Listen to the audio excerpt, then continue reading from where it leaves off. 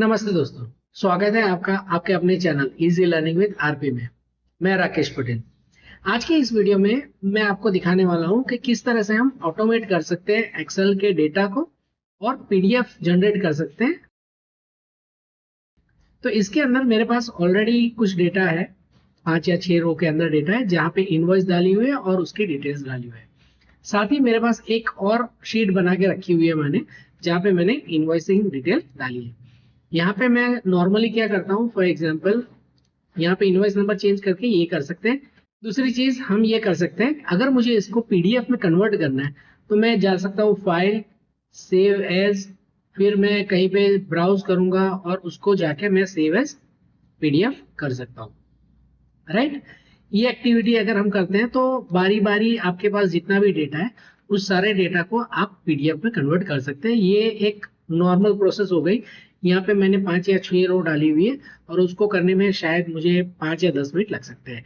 लेकिन सोचिए अगर ये इनवॉइसिंग लिस्ट आपकी हजारों में है, ठीक है, और इसको अगर आप ऑटोमेट के थ्रू करते हैं तो आपका काम, घंटों का काम मिनटों में हो सकता है। तो चलिए इस प्रोसेस को हम ऑटोमेट करते हैं और चलते हैं अपने डेवलपर टैब के अंदर। यहाँ पे जाते हैं विजुअल बेसिक के अंदर, इसको हम मैक्सिमाइज कर लेते हैं। हम इसका मैक्रो का नाम दे रहे हैं, ठीक है। मैंने एक सबरूटीन क्रिएट की, ये हमारे मैक्रो का नाम हो गया कि जनरेट पीडीएफ इनवॉइस। ये हम बना रहे हैं मॉड्यूल 1 के अंदर ऐड कर रहे हैं यहाँ पे, ठीक। तो सबसे पहले कुछ वेरिएबल्स हमको चाहिए होंगे ताकि हम उसके अंदर का डेटा पुल कर सकते हैं। इसको हम साइड पे रखते हैं ताकि हमें साइड बाय साइड समझ में आए। यहाँ पे मेरे पास दो शीट्स हैं, डेटा 1 और इनवॉइस। सबसे पहले मैं दो वेरिएबल बनाऊंगा। तो वेरिएबल किस तरह से बनाते हैं, डाइम, फिर वेरिएबल का नाम। मैं पहले बना रहा हूँ इनवॉइस डेटा के रिलेटेड, तो मैं नाम दे रहा हूँ आई। मैंने ये दो वेरिएबल इसलिए बनाए कि मैं डायरेक्टली इन शीट्स का यूज कर सकूं, ठीक है। और ब्रैकेट में हम दे देंगे शीट का नाम। तो हमें इनवॉइस डेटा कहाँ से मिल रहा है, इनवॉइस डेटा नाम की शीट से, इनवॉइस डेटा नाम की शीट से, ठीक है। Same invoice equal to this workbook dot worksheet, और ये कहाँ पे आएगा हमारा, इनवॉइस नाम की शीट से। तो सबसे पहले हमने दो वेरिएबल बनाए जिसके अंदर हमने एज ए शीट को ऑब्जेक्ट पास ऑन कर दिया। नेक्स्ट दो वेरिएबल और बनाएंगे। जैसे फॉर एग्जांपल हम पीडीएफ फाइल सेव करने वाले हैं, तो हम बना रहे हैं ताकि हमारी जो भी फाइल बनेगी वो पीडीएफ का नाम सेव कर सके। दूसरे दो वेरिएबल बनाते हैं हम, dim invoice number as string. ये वेरिएबल हम क्या करेंगे, हम यहाँ पे यूज करेंगे। जैसे हम अभी फिलहाल क्या कर सकते हैं कि यहाँ पे अगर चेंज करें तो ये डेटा चेंज हो रहा है, ठीक है। तो हमें भी ये ऑटोमेट करना है कि हम जब सिस्टम के थ्रू जाएंगे तो यहाँ से इस शीट से एक एक इनवॉइस नंबर पिक करेगा और ये डेटा यहाँ पे डालेगा ताकि हमारा डेटा चेंज हो और उसी टाइम पे हम पीडीएफ भी जनरेट कर सकते हैं। तो invoice number time last row as, ये वेरिएबल किस लिए, ताकि फॉर एग्जांपल मेरे इस शीट के अंदर अगर अभी तो फिलहाल 5 या 6 डेटा है, लेकिन हो सकता है ये हजारों के संख्या में हो सकता है ये डेटा। तो ये वैल्यू हम बारी बारी चेक करेंगे। लास्ट रो का मतलब हो गया ये 7th रो, तो हम इस शीट के अंदर लास्ट रो तक का डेटा हम पुल करेंगे, ठीक है। तो इसके लिए ये वेरिएबल बनाया हमने। तो हम पहले क्या करेंगे, इनवॉइस डेटा में जाएंगे और वहां से पहले हम पुल आउट करेंगे सारी के सारी रेंजेस। तो इसके लिए हम क्या लिखेंगे, फॉर ईच, और वेरिएबल बनाएंगे हम सेल का। इसको हम बना लेते हैं डाइम सेल एज रेंज, ठीक है। इन रेंज, रेंज किसकी, लेकिन इनवॉइस डेटा डॉट रेंज। हम इनवॉइस डेटा के अंदर इस शीट के अंदर ये वाली रेंज देना चाहते हैं, ठीक है, जिसका स्टार्ट क्या होगा, A2, ठीक है। जिसका स्टार्ट हमें पता है A2, लेकिन एंड हमें पता नहीं। अभी तो फिलहाल 7 नंबर की रो तक का डेटा है, लेकिन ये हो सकता है 1000 नंबर की रो हो या कोई भी हो सकती है। तो हमने उसके लिए क्या यूज किया हुआ है, लास्ट रो। ठीक है, and sign last row, bracket complete और नेक्स्ट सेल।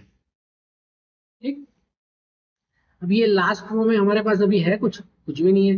हमने यहाँ पे लास्ट रो तो लिख दिया, लेकिन लास्ट रो हमें फाइंड तो करनी पड़ेगी ना। तो हम लिखते हैं लास्ट रो इक्वल टू, कहाँ पे मिलेगी हमें लास्ट रो, इनवॉइस डेटा नाम की शीट के अंदर जो डेटा हमारा है एग्जिस्टिंग, उसके सेल्स देखो, सेल्स के अंदर काउंट करने हैं हमें, इनवॉइस डेटा डॉट रोज डॉट काउंट कॉमा 1, ये हमें पहले कॉलम की डेटा काउंट करने हैं।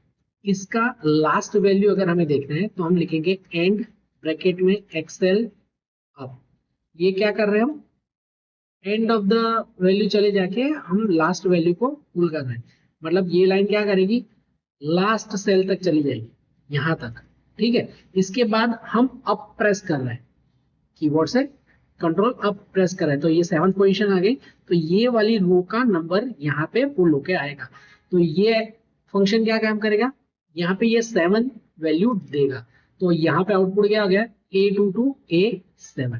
ठीक है, तो अब ये लूप घूमेगा हर रो के रिलेटेड और हमें मिलेगा।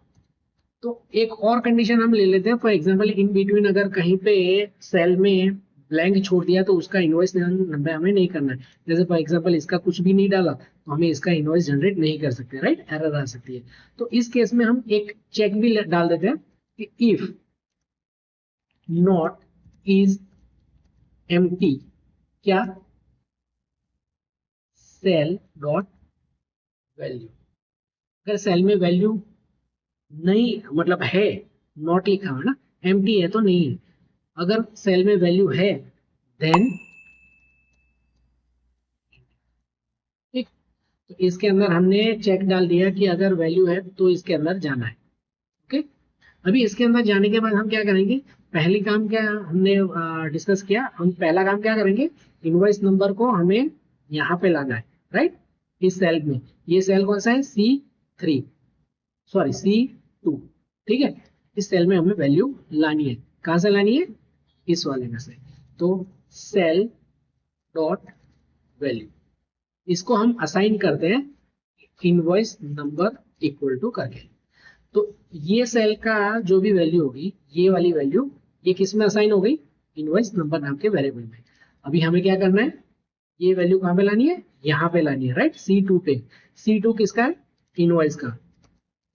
इनवॉइस जो हमने वेरिएबल बनाया था डॉट सेल्स, आप सेल्स भी लिख सकते हैं और रेंज भी लिख सकते हैं। आप रेंज लिखोगे तो डायरेक्टली आप C2 लिख के काम कर सकते हो। अगर सेल्स लिख रहे हो तो आपको लिखना पड़ेगा 2,3, क्योंकि दूसरे नंबर की रो और तीसरे नंबर का कॉलम, दो में से आपको जो प्रिफर्ड है लिख सकते हैं, इक्वल टू INV नंबर। अभी ये फंक्शन क्या काम करेगा, जो हमने सेल में, जो पहला सेल है उसकी वैल्यू पिक करके इनवॉइस नंबर में डालेगा और वही वैल्यू हमें यहाँ पे मूव करेगा। और यहाँ पे मूव करते हुए क्या होगा, जैसे फॉर एग्जांपल इसको 1 कर रहे, 2 कर रहे, तो ऑटोमेटिकली चेंज हो रहा है। तो हमारा काम हो गया कि इनवॉइस नंबर ये चेंज कर सकते हैं, हम मैन्युअली कर रहे हैं, ये सिस्टम के थ्रू करा रहे हैं। अभी आया हमारा इंपॉर्टेंट स्टेप, ये हमने असाइन किया। अभी हम कर रहे हैं क्रिएट PDF। सिंपल, 2 लाइन में आप PDF क्रिएट कर सकते हो आराम से। पहली चीज हमें चाहिए PDF का नाम। ठीक है, तो PDF का नाम हम बनाएंगे इनवॉइस नंबर के हिसाब से, और ये हम सेव करेंगे C ड्राइव टैब के अंदर। तो मैंने PDF फाइल नेम नाम का वेरिएबल तो ऊपर बनाया हुआ है। ठीक है, ये वाला वेरिएबल हमारा है। इक्वल टू पाथ देना पड़ेगा आपको फाइल का, कि फाइल कहाँ पे सेव करेंगे। तो मैं कह रहा हूँ कि C ड्राइव में टेम्प नाम का एक फोल्डर है मेरे पास, वहां पे ये सेव करना है। एंड साइन, क्या नाम से सेव करोगे आप, तो हमारे पास INV नंबर नाम तो है ही, इनवॉइस नंबर है ही हमारे पास। ठीक है, और ये होनी चाहिए PDF, तो मैं इसका एक्सटेंशन भी इसके साथ अटैच कर लूँ। तो ये क्या हो गया, हमारा कंकेटिनेट फंक्शन हो गया, जिसके अंदर एक पाथ बन गया सी ड्राइव टेम्प के अंदर इनवॉइस नंबर जो भी बनेगा उसका डॉट पीडीएफ। ठीक, अभी ये कमांड लिखने के बाद आपको लिखना है पीडीएफ एक्सपोर्ट करने का। तो पीडीएफ किसका बनेगा, इस इनवॉइस नाम की फाइल का। तो अब इसके बाद हम पीडीएफ क्रिएट करने के लिए एक कमांड लाइन लिखते हैं।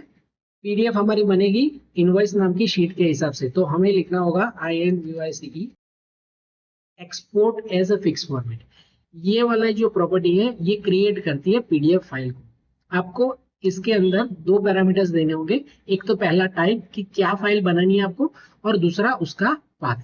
ठीक है, तो मैं यहाँ पे फाइल बनाने के लिए लिख रहा हूँ type colon equal to Excel type PDF, comma ये फाइल मेरी कहाँ पे बनेगी, तो फाइल नेम देंगे हम, जो पूरा पाथ देना होता है, equal to PDF file name. ये हमारी जो फाइल का नाम था वो। मैं इसको बड़ा कर रहा हूँ, आपको कोड ढंग से दिखे। ठीक है, तो ये हो गया हमारा कोड लाइन। ये एक ही लाइन है जो आपकी फाइल को एक्सपोर्ट करेगी एज अ पीडीएफ। ठीक है, तो चलिए रन करके देखते हैं। मैं इसको हटा रहा हूँ, अभी यहाँ पे इतना रखते हैं। ये हमारी फाइल है, ये वाला डेटा है, और यहाँ पे मेरे पास टेम्प फोल्डर है। ये सी ड्राइव में टेम्प फोल्डर है, राइट, जहाँ पे अभी फिलहाल कुछ भी नहीं है। सी ड्राइव टेम्प के अंदर कुछ भी नहीं है।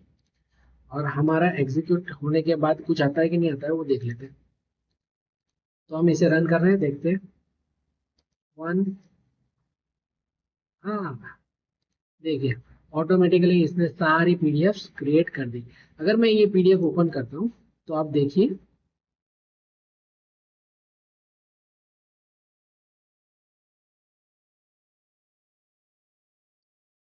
ये पीडीएफ के अंदर ये कस्टमर 1 का डेटा आ गया।